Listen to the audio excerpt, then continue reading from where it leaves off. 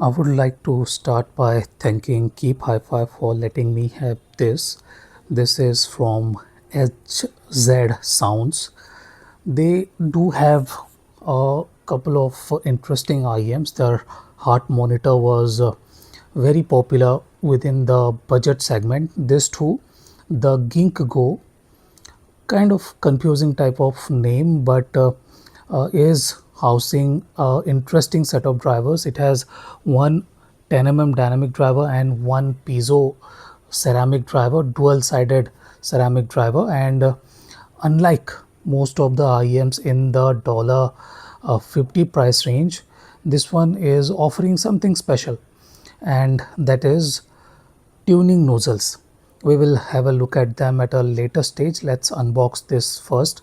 This is kind of an interesting type of IEM. You can order this with 3.5 mm and type C connectors too, with type C connector at the socket end.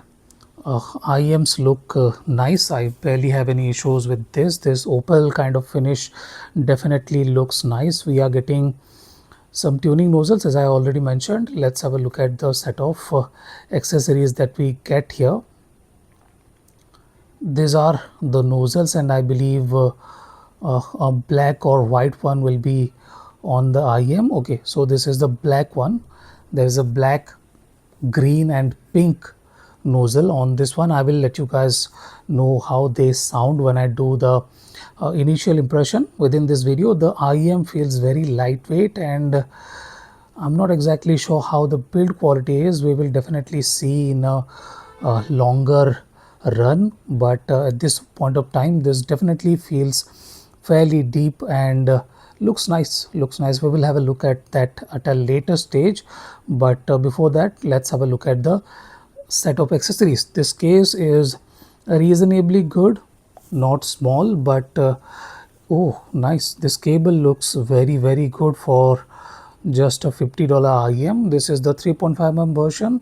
You can order it with type C connectors too, so you do not have to use a USB dongle separately. With this, we as seasoned audiophiles prefer to have analog connectors, so this is fairly good when it comes to microphonics and that kind of stuff, and we are getting reasonably good connectors too. No issues with the connectors or anything like that, and the cable is oh very supple for just a $50 IEM. We are getting some rings and nozzle filters, a set of nozzle filters too. This is generous of the brand, but this is not exactly necessary, but yeah, helps you keep the IEM working and safe for a longer period of time. We are getting 6 setup tips. One is already on the IEM and 5 here, smoked black and white. Let's have a look at the earpieces.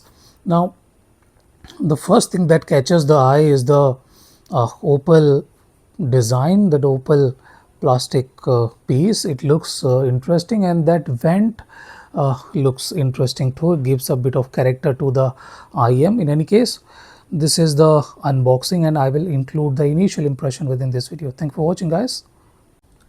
This is the initial impression of HZsound Ginkgo. Now this one is an interesting IEM with a kind of interesting driver setup. It has a dynamic driver and a piezo double driver unit driver. I'm not exactly sure if they are separated units or if they are joint units, but it is what it is. It comes with tuning nozzles too.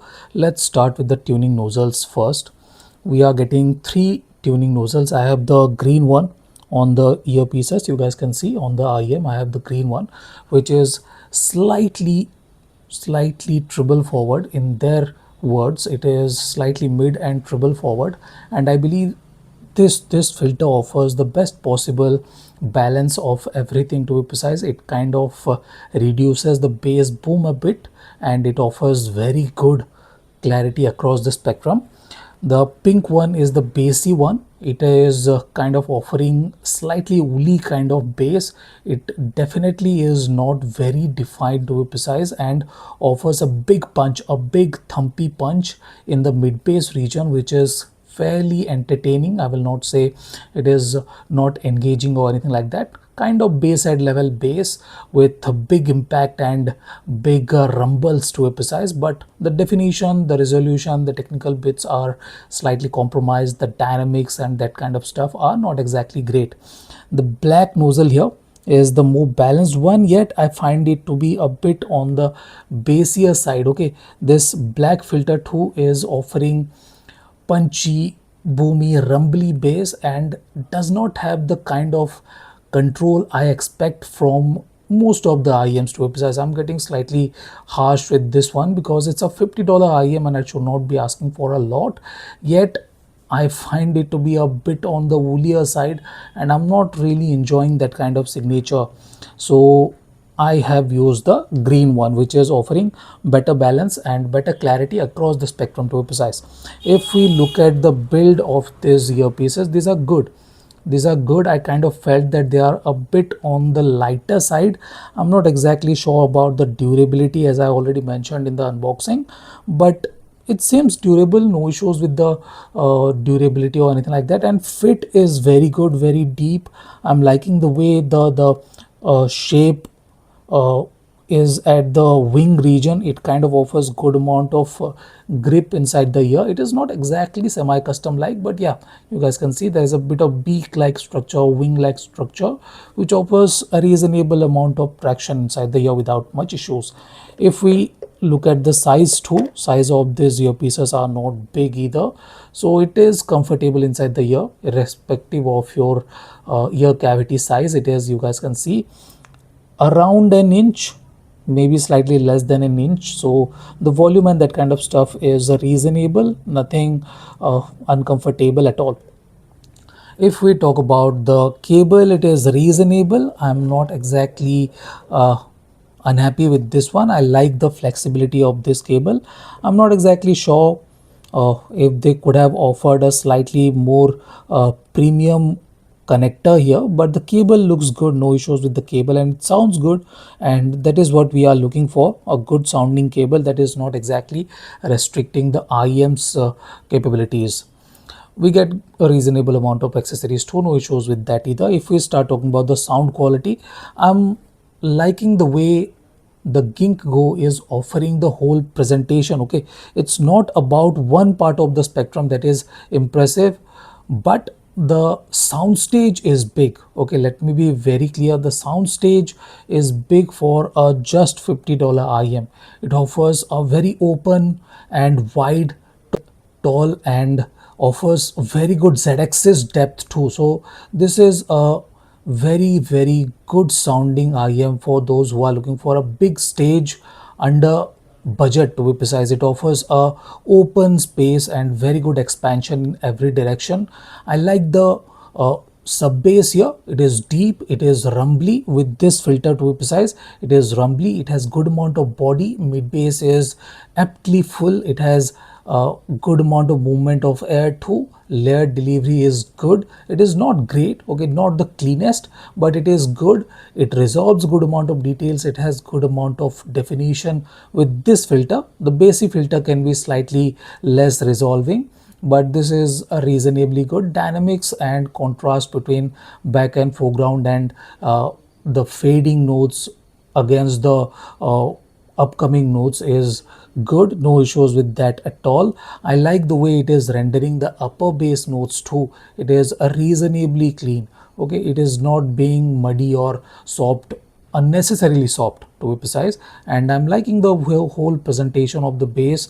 It is fairly good. If we start talking about the mid-range, it is a W-shaped IEM and offers a bit more emphasis to the vocals, which is a very good thing. It has the right amount of poise. I like the poise here.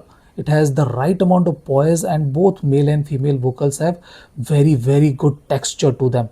Right amount of texture, right amount of tonality, right amount of thickness to be precise, not tonality. The tonality is fairly natural. I like the extra bit of throat emphasis to the male vocals too. It is not very tall, not dwarf or anything like that, not short of height or anything like that. Yes, you cannot expect a lot of grounding floor clarity or grounding of notes with a $50 IEM, and it is not offering a lot of details at the floor, but the resolution and definition in the finishing regions at the top, at the peak of the notes is available. It is fairly good. I'm liking the resolution and definition here.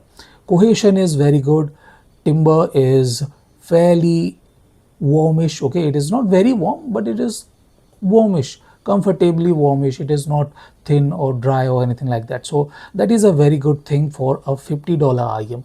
Let me be very clear, it is not very detailed, yet it is aptly detailed. It is not going to put you off or going to make you feel uncomfortable or bored or anything like that. So it's a reasonably good sounding IEM in the mid range too.